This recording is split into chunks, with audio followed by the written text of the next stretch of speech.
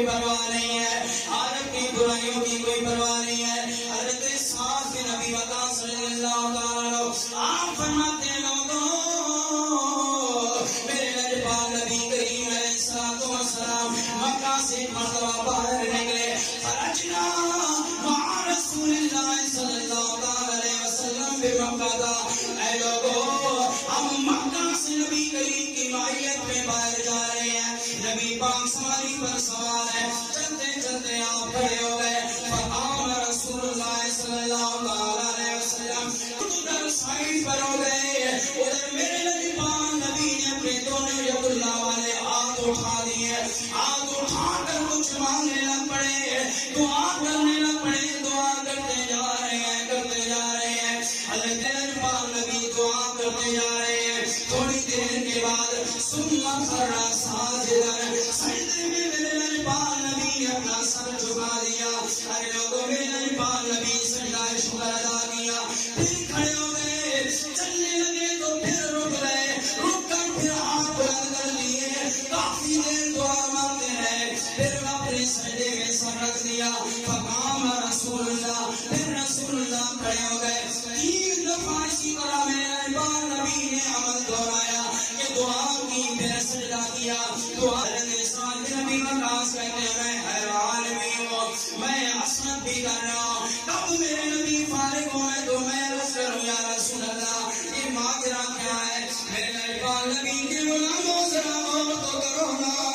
ہم لاکھوں گناہ کر کے اپنی بخشش کی فکر نہیں کرتے، میرے نبی پاک نبی کے صحابی نے عرض کیا یا رسول اللہ یہ کیا وجہ ہے؟ میرے نبی پاک نبی نے فرمایا ہے میرے صحابی اے سعد سن لے، میں سفر کر رہا تھا، سفر کرتے کرتے مجھے اپنی امت کی بخشش یاد آ گئی، سبحان اللہ سبحان اللہ، امت کی بخشش یاد سبحان جنا اللہ، اس ولی سبحان اللہ نہیں آتے کو دل قدم سبحان اللہ، بنات اور میں کر رہے ہیں تو بخشوا نبی دیا، پھر بھی دس تو لجبان نبی ہے کہ نہیں ہے؟ لجبان نبی ہے کہ نہیں؟ میرے لجبان نبی کریم کے غلاموں، میرے لجبان رسول اللہ صلی اللہ علیہ وسلم فرماتے ہیں اے میرے ساتھ صحابی سن لے، جب مجھے امت کی بخش یاد آئی میں رک گیا، سواری سے اترا، میں نے اللہ کی بارگاہ میں دعا کی یا اللہ میری گناہگار امت کو بخش دے،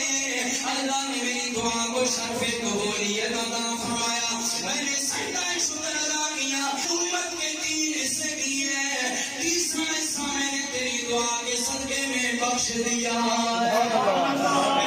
نبی کے غلاموں جب تیسرا حصہ امت کا بخشوایا، اب لجبان نبی کہتے ہیں میں چلنے لگا، پھر مجھے خیال آیا وہ باقی میری امت کے دو حصوں کا کیا بنے گا، میں نے پھر دعا کی، رب نے دوسرا حصہ بھی میرے دعا کے صدقے میں بخش دیا، میں نے پھر دعا سجدہ شکر ادا کیا، پھر میں چلنے لگا تو خیال آیا ہم نے تیری دعاؤں کے صدقے میں ساری امت کی بخش فرما دی،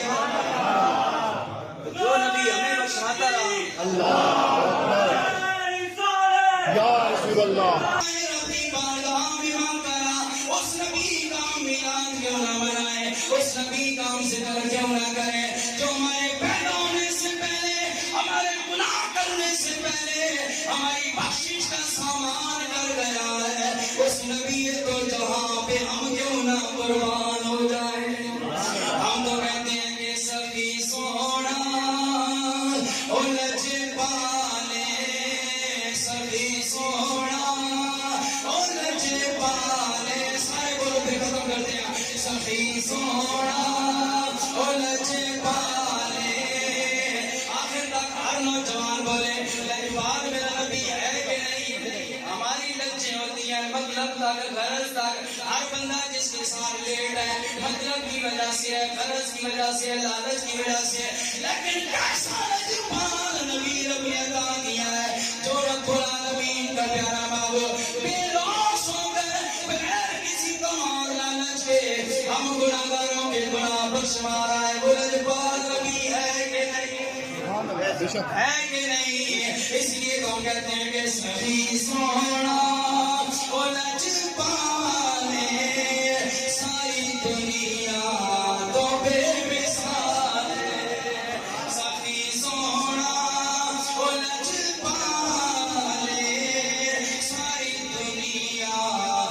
بے مثال